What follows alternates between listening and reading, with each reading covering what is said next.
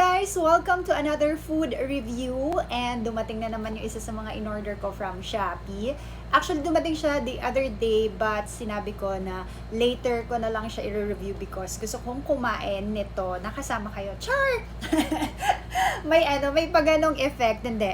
Kasi, na-remember ninyo last time, kumain ako ng fish cracker from Golden Duck. So this time, Irvin's naman yung aking binili or in order from Shopee. So this is still a salted egg fish skin cracker from Singapore. So isa ito sa recommended nung aking friend when I was in Singapore na sinabi niya na masarap daw talaga yung fish cracker na to and very popular siya sa Singapore. So I wanted to share with everyone din habang kumakain ako, ganon. So tara, i-review na natin. So this one is a salted egg. Yung last time kasi, yung flavor nun na pinili ko is the chili crab. Ito yung popular na brand. So ayan, tingnan natin.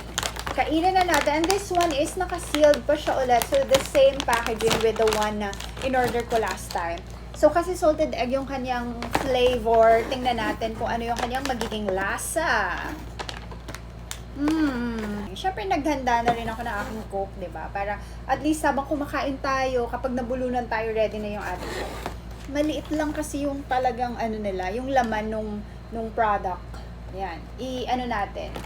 Lalagay natin dito. Ayan. 'Di ba may paano? Yung last time kasi na kinuha ko, ano 'yon? Lalagay ko na lang sa bowl kasi para hindi mahirap sa pagkain. Medyo expensive lang siya, guys, pero masarap naman. So, 'di ba minsan kapag may mga cravings kayo, yan, subukan na lang ninyo. Ito lang siya, yung ganun kalaki, ito lang siya sa bowl. Ganyan lang yung laman niya sa bowl. Okay, so this is the moment of truth. Titingnan na natin yung ating Irvin's na salted egg fish skin crackers.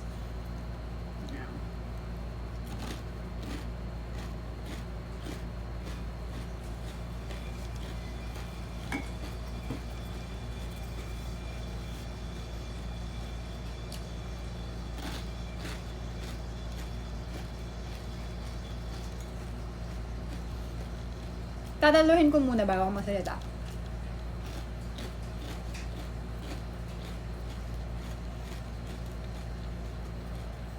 Masarap nga. Masarap nga itong Irvin's na salted egg na fish cracker. Yung difference kasi, yung last time, yung Golden Duck, maanghang kasi yun because yung flavor nun is chili crab. Masarap yung lasa niya kasi hindi siya manghang. So, malalasan mo kaagad yung crispiness.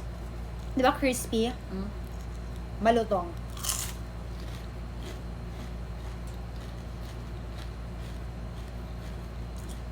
Tapos medyo may tamis, tapos nagme-melt lang siya sa mouth mo. Nakaka-addict nga. Tama yung sinabi doon na dangerously addictive siya. Kasi hindi mo mapapansin, ubos na siya. Ba't siya salted egg? Kasi 'di ba habang kinakain mo siya, like eto, may coating siya na later on, nalasasahan mo, ay, parang itlog na maalat pala. Masarap itong Irvin's na salted egg fish skin cracker from Singapore. So, if you wanted na bumili, pwede nyo siyang mabili actually sa Shopee. So, ilalagay ko yung link sa description box and i-check nyo. And pwede nyong i-check out yan sa Shopee. So, yan lang guys. Thank you so much for watching. Bye!